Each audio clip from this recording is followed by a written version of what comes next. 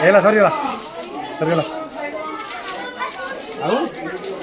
ଆରେ ତମେ ବାଣ ଫୁଟଉଛ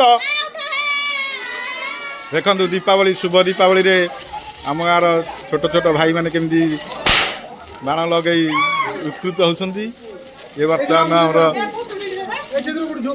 ଇଏ କହିଲେ ଆମେ 8,000 ଟଙ୍କାର ବାଣ ଆଣିଛୁ କିନ୍ତୁ ଦେଖିଲା ସେ ଗୋଟେ ବାଣ ବି ଫୁଟୁନି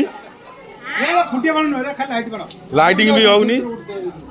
ମାମୁଁ କେତେ ଟଙ୍କାର ବାଣ ଆଣିଥିଲ ତମେ? ଆମର ଆସିଥିଲା 7,000 ଟଙ୍କାର ଆସିଥିଲା। 7,000 ଟଙ୍କାର ବାଣ ଆଣିଥିଲ? 7,000। ହଉ ଧନ୍ୟବାଦ।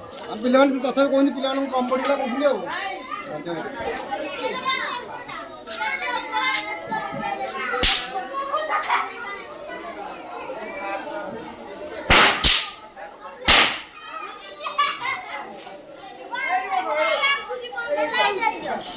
ମୁହଁରେ ଲଗାନା